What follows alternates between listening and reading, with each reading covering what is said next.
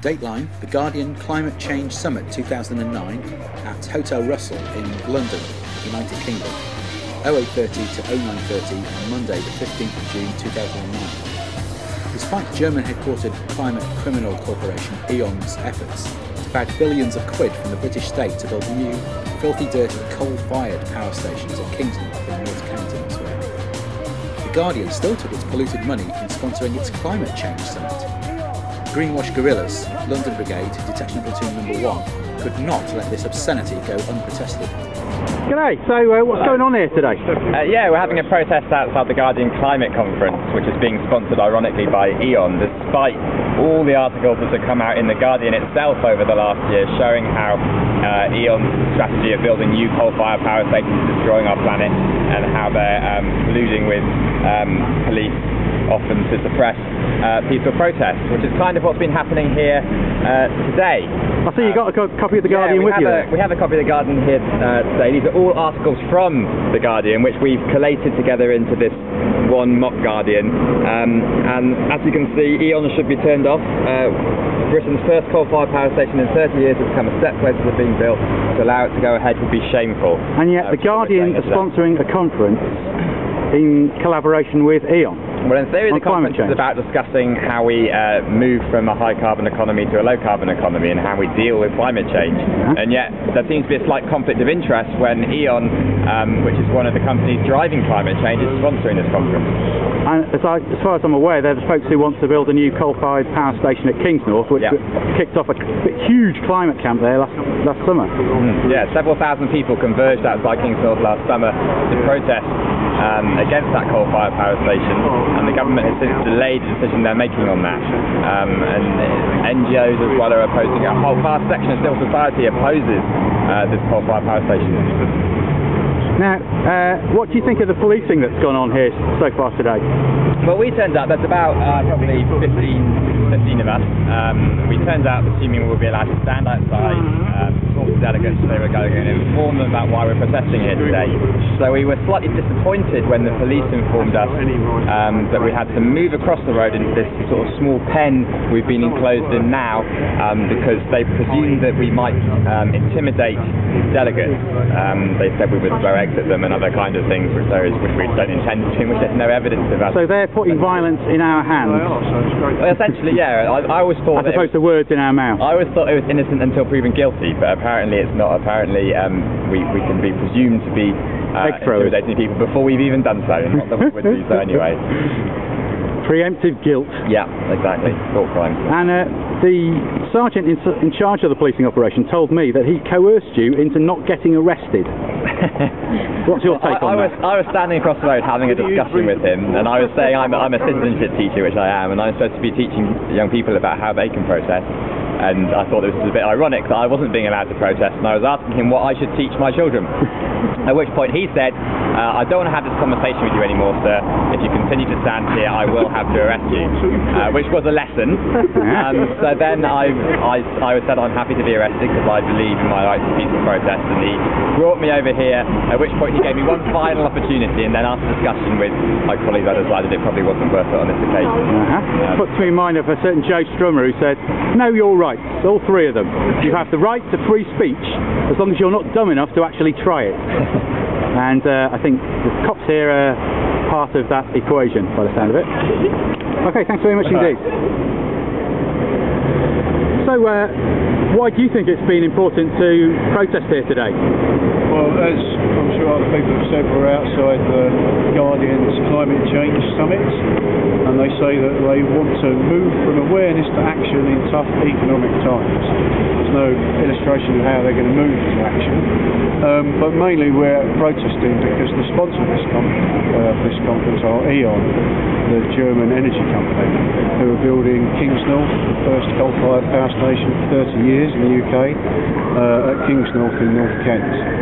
And we like to think that the E in E.ON stands for Emperor's New Clothes.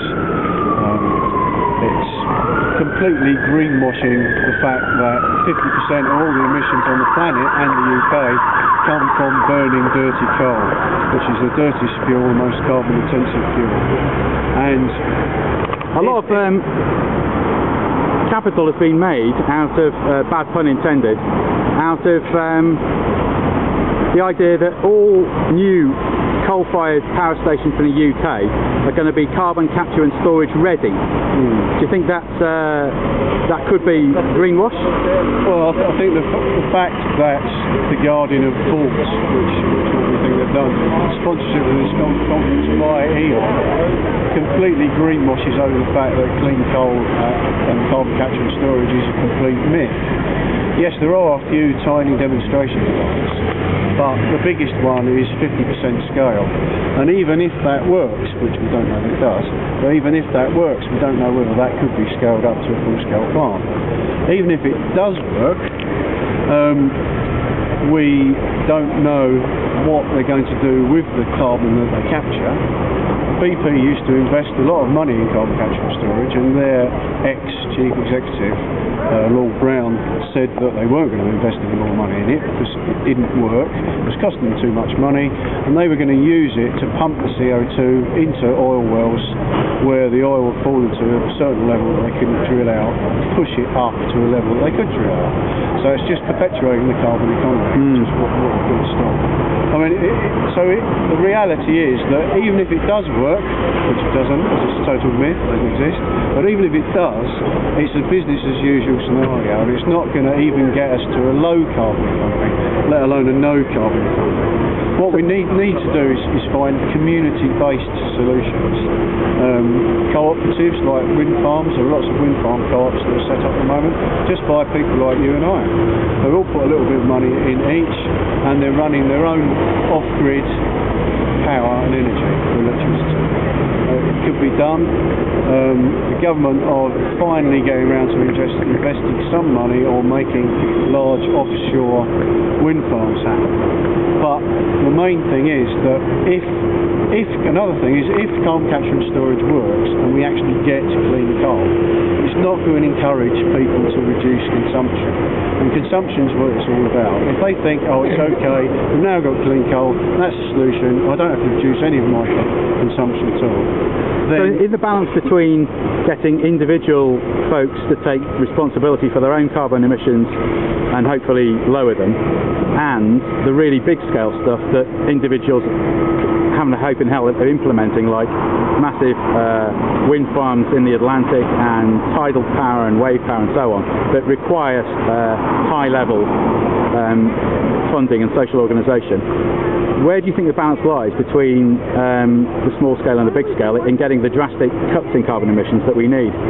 Well, if we want to get out of this, if we want to peg it at 2 degrees, I think 2 degrees is nailed on anyway, global temperature rise, then it's got to be us that's going to do it. We can't just rely on governments to do it.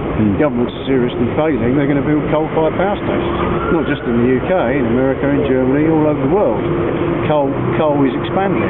And as we've heard, China, 1 a week. Yeah, that's true about China, but nobody ever mentions the amount of wind power that they're producing, and they have whole cities that are completely self-sufficient on renewable energy, on solar and wind. No one ever mentions that when they talk about China. And another thing... I'm pleased you've had the opportunity to do so. Well, another thing no one ever mentions when they talk about China is consumption. All the oil that's used to make all the plastic tat that they ship over here at Christmas in particular, in huge ships, we're funding that consumption. So we're funding the cheap economy in China that's a completely false economy with stuff that we don't need, that we probably throw away the week after Christmas anyway, made of plastic which is made out of oil. So we're perpetuating the fossil fuel economy. But I think